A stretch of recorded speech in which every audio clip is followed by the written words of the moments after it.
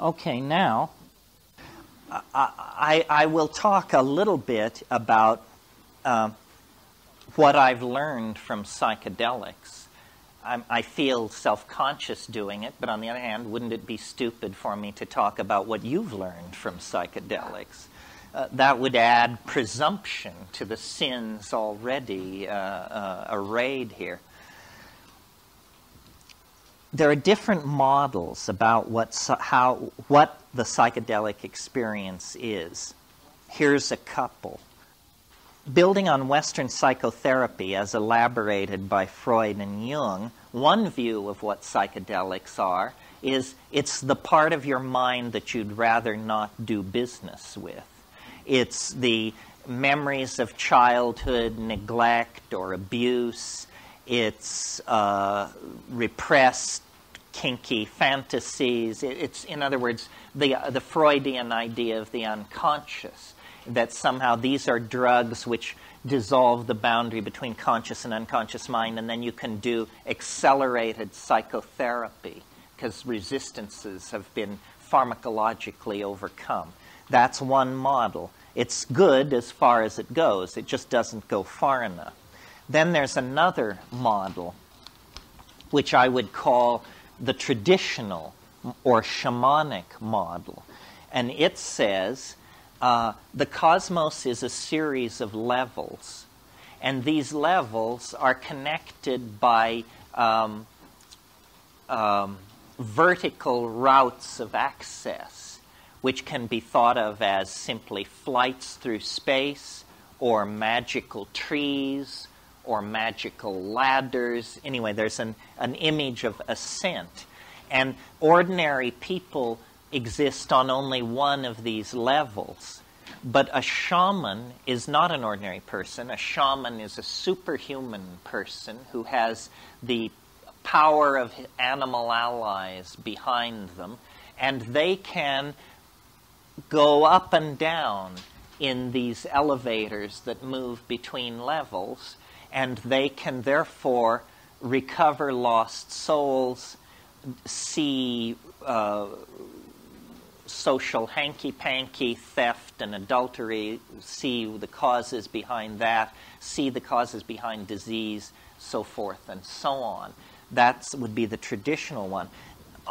What I have concluded after 25 years of fiddling with this is that both of those ideas have a certain something to recommend them, but that they don't go far enough, and that we get more to the meat of this if we leave off psychological, the first explanation, or sociological, the second explanation, and actually go for something a little more formal, to wit, a mathematical model of what shamanism is. And what I mean by that is, let's think about what shamans do.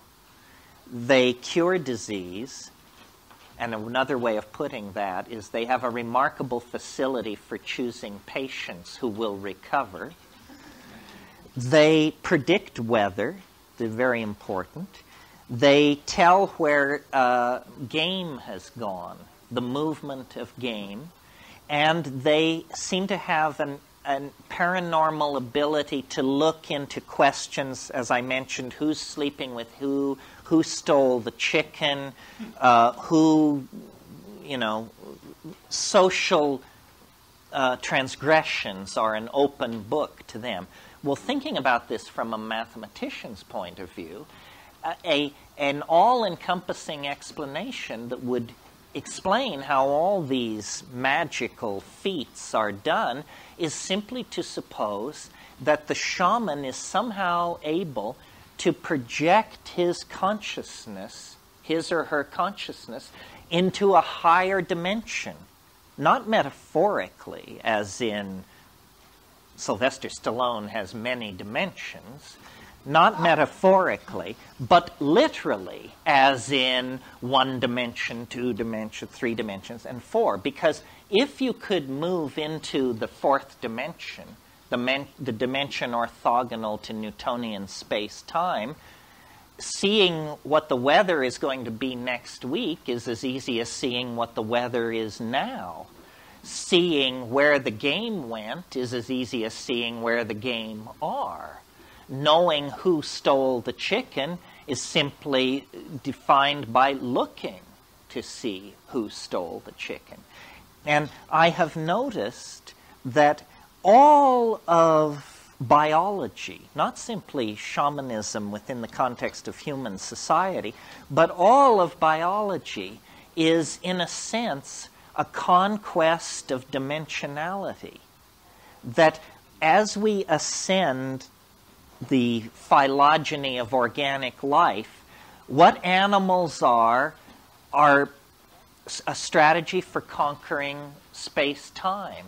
And complex animals do it better than simpler animals. And we do it better than any complex animal. And we, 20th century people, do it better than any people in any previous century because we can bind data in so many ways that they couldn't, electronically, on film, on tape, so forth and so on. So the progress of organic life is deeper and deeper into dimensional conquest. Well, from that point of view, then, the shaman begin to look like the advance guard of a new kind of human being. A human being that is as advanced over where we are as we are advanced over people 1 million years ago. Because we have, very elaborate strategies for coding the past. It's a dimensional conquest. So that's part of what I've learned about psychedelics. And I could have left it there, but I never do. I always want to bring more in under the umbrella of whatever metaphor it is that's being pushed. And what I have discerned is that time is actually speeding up. That the universe is not what physics tells us it is. Physics tells us that the universe is a physical system, an entropic system that was born in immense energy and chaos and will run down with a bang, with a whimper, not a bang, run down into heat, entropy, and dissipation. The psychedelic data on this is completely different. The psychedelic data says what that model left out was biology and mind. Now, biology, you might imagine, is a fairly ephemeral, recent, fragile phenomenon. It is not. The average star in this galaxy gutters out after about 700 million years. Not our star. We happen to have the good fortune to be around a very stable, slow-burning star. But there has been biology on this planet at least 2 billion years. 3 times the average life of a star. So biology is not some Johnny-come-lately epiphenomena. Biology is a phenomenon more persistent than the life of the stars themselves. And biology is not a static thing. A star evolving now is not greatly different from a star evolving 1 billion years ago. Biology doesn't work that way. Biology constantly changes the context in which evolution occurs.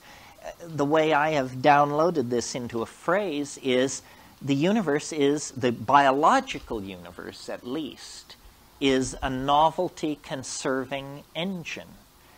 Upon simple molecules are built complex molecules. Upon complex molecules are built complex polymers. Upon complex polymers comes DNA.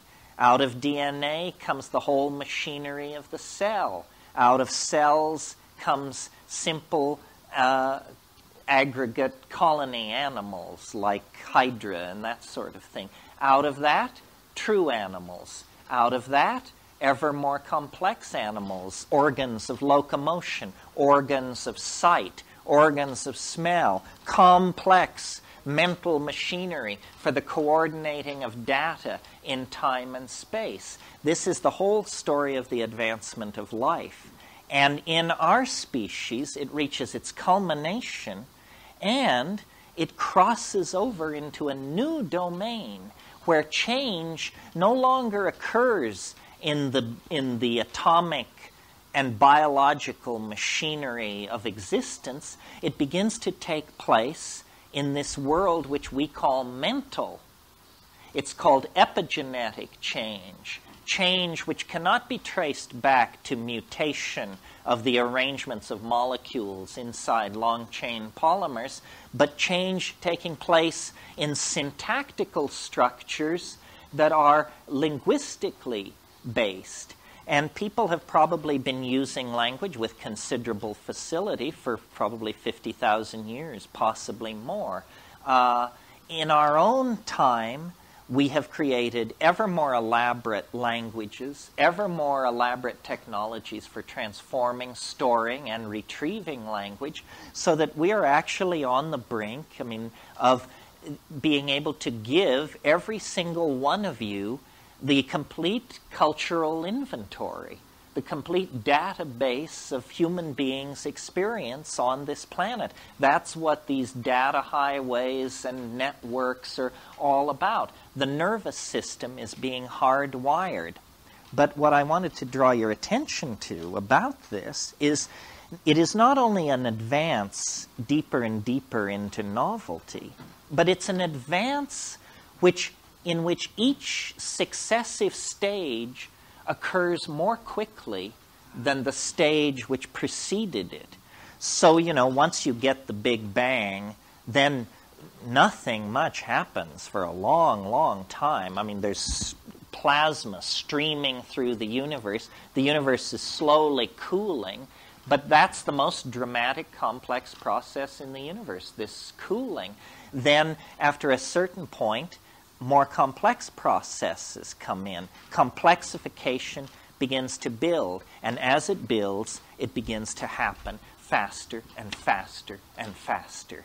And the great puzzle in the biological record is the suddenness of our own emergence, human emergence, out of the primate line.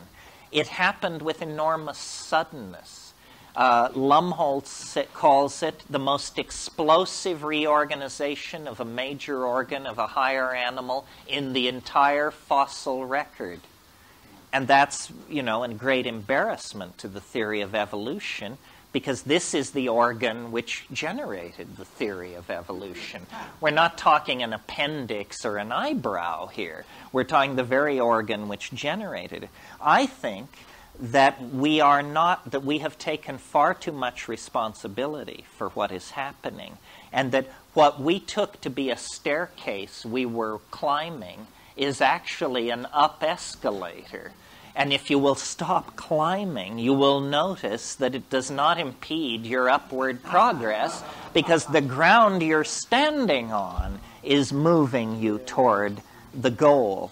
And I think that this idea, which may be the proof that I'm bonkers, requires a fairly radical reorganization of consciousness, because what I'm saying is the universe was not born in a fiery explosion from which it has been being blasted outward ever since. The universe is not being pushed like that from behind. The universe is being pulled from the future toward a goal that is as inevitable as a marble reaching the bottom of a bowl when you release it up near the rim. If you do that, the marble will roll down the side of the bowl, down, down, down, and eventually it will come to rest in the lowest energy state, which is the bottom of the bowl. That's precisely my model of human history. And now, bear in mind what the competition is peddling. The competition is peddling the idea that the universe sprang from nothing in a single moment for no reason. Now, whatever you think about that, notice that it's the limit case for credulity. Do you understand what I mean? I mean, if you can believe that, it's hard for me to imagine what you would balk at.